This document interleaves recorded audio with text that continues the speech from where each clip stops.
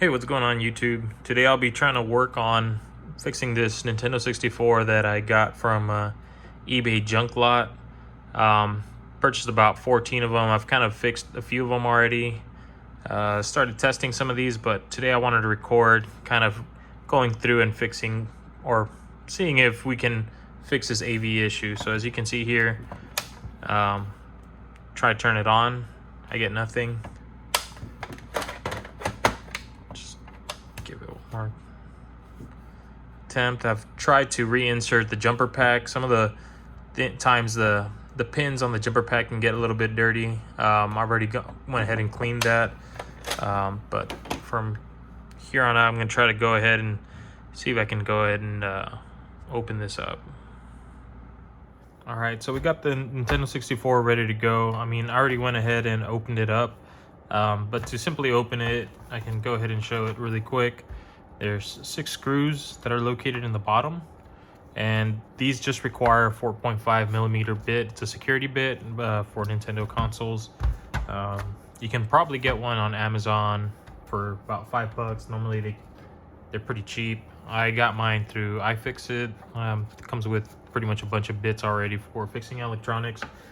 But once you got that unscrewed, you can just simply turn it over and be careful and make sure to lift off the case. I'll set it aside for the meantime.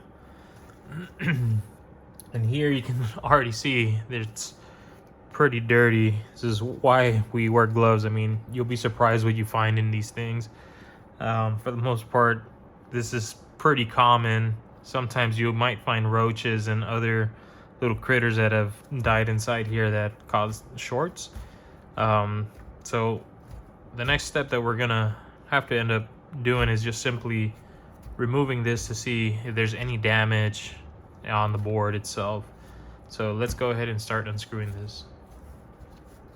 In order to do so, you'll require 2 different types of Phillips. You'll need a size 2 preferably, and a size 0 for these smaller ones right here. So let's go ahead and use a size 2 Phillips to remove. I'll show you these 4 screws back here, so we'll start with those.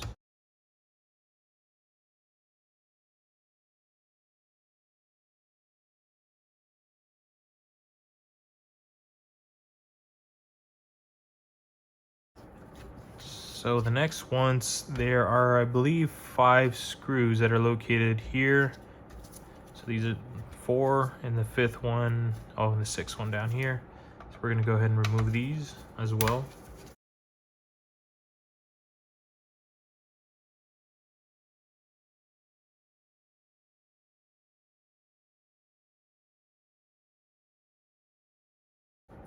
And these 2 are a little harder. It definitely helps to have a Phillips that has some form of magnetized tips. That way it you can pull them easier. So there we go. Now the other ones are these 2 back here.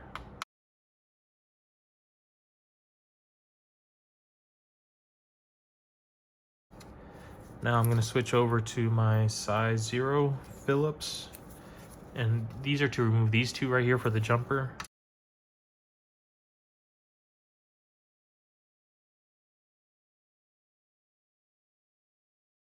So you can see here, this simply you can just lift off, it comes off.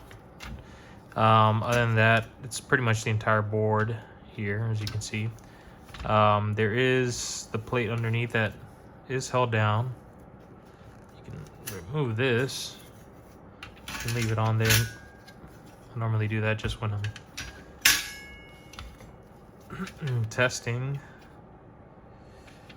So let's see, how does this go? There we go. All right, so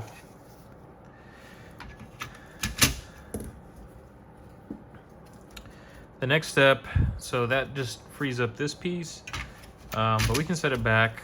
One of the things that we can do next is start removing the other things to get rid of these heat sinks. I'm gonna go ahead and switch back to my size 2. So There's quite a bit of screws. There's 10 screws here we got to get rid of.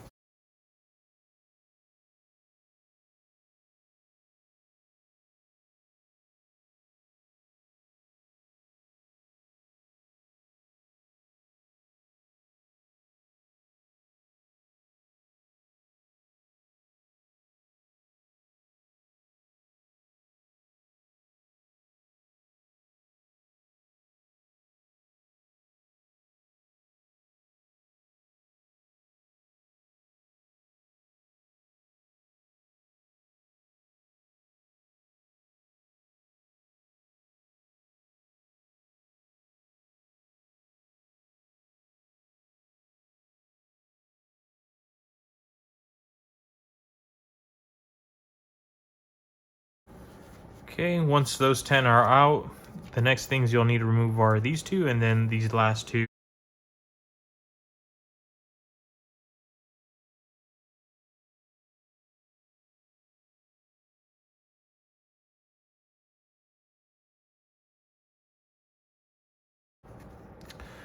Now, once all the screws have been removed, you're gonna have to remove these pieces here. Let me go ahead and show you. So, just gotta be careful. There's a thin little metal. You can easily bend this, just be careful. All right, just put it aside somewhere where you're not gonna squish it. This one seems pretty simple, but you just take it out here.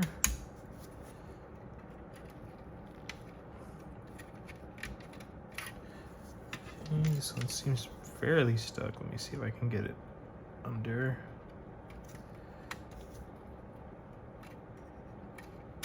There we go. Just to kind of loosen it up. All right, so now we want to take this shield off, set it aside, move this as well. Now we can see what's underneath. Let's take a look. All right.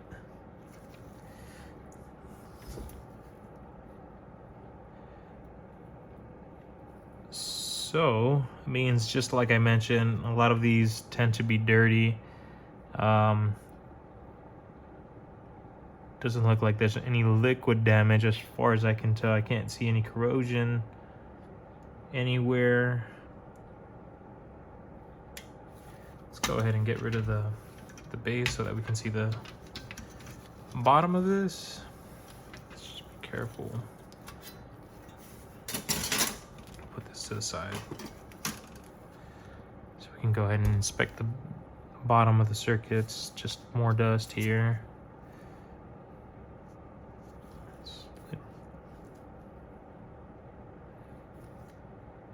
Don't think I've ever seen those little red dots.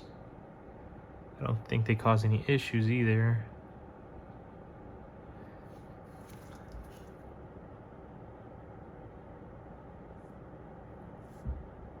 So let's go ahead and clean this. So I'm just gonna get a little bit of alcohol. So these, where the actual game goes, it's pretty easy. You just pull it straight up. And you can just move it to the side. I'm gonna go ahead and get 99% isopropyl alcohol. Just give it a little brush on these pins here.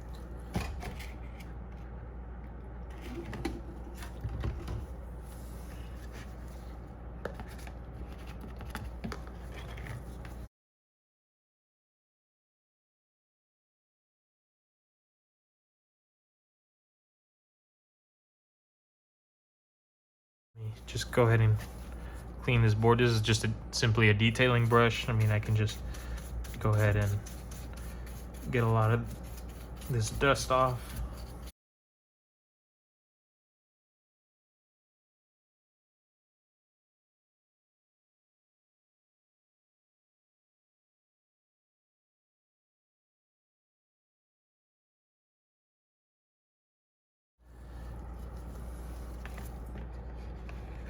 Also gonna make sure to clean the bottom of this. I should first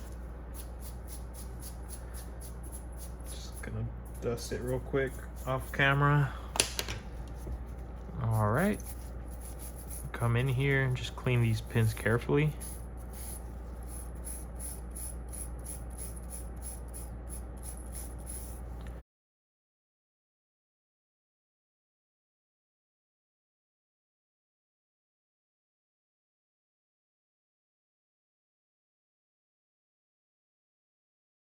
So normally, in order to put these back in, there is an arrow that's located right there, and there's also an arrow that's located here. Simply you just have to line it up and then place it and push it down. Don't push too hard. I mean, these are pretty easy to insert. All right, we're just gonna give it a quick test. Let's see if this does anything. So unfortunately that didn't work. The next thing that we are gonna work on is trying to clean up some of these contacts, and I did notice that there was a little bit of corrosion in one of the chips, on this one in particular. Let me see if I can zoom in. Sorry for the shaky camera. You can see a little bit of corrosion right there. I'm gonna go ahead and just clean that up with some of the alcohol, see if it gets rid of it. In order to get rid of these heat sinks, you just have to give it a little turn like that, and then you can just lift off. Just make sure you remember the orientation, because when you're actually putting back the heat sinks on top of the board again, they're actually going to screw into some of these holes, so it does matter. So like I said, we just give it a little twist, pull them off. There we go. All right, so let's get a little bit more alcohol, start cleaning up some of these contacts and see if perhaps we can get this board working again.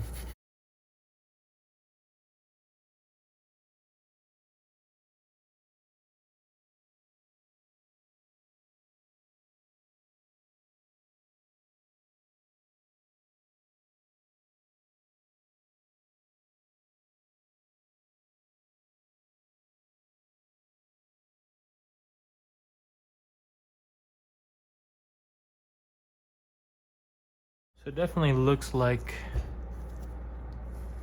there is a little bit of issues here with these pins. Touching at the very base before the actual peg, there should be some flow there. I'm gonna go ahead and just reflux this a little bit, and then or put some flux and then give it a little bit of a reflow and see if that fixes the problem. So what I will end up doing is I'm gonna end up resoldering some of these pins that look pretty corroded. Looks like they're probably making some poor contact. I'll apply a little bit of flux on there, as well as just some new solder, just to kind of help it with the reflow. So let's go ahead and get that warmed up and ready to go.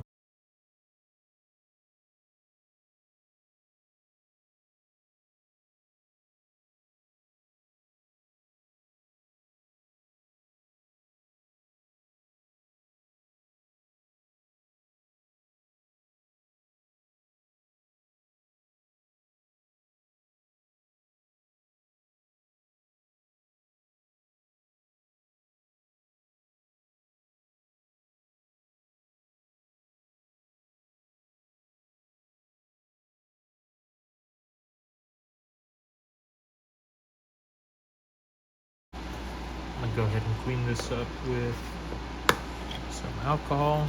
Just brush it off to get rid of that flux.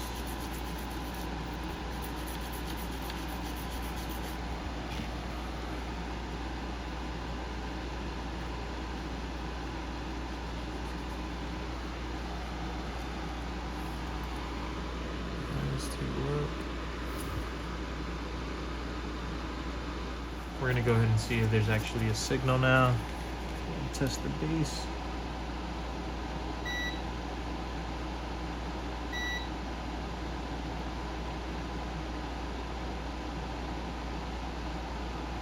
So we're still not getting a whole lot of that one.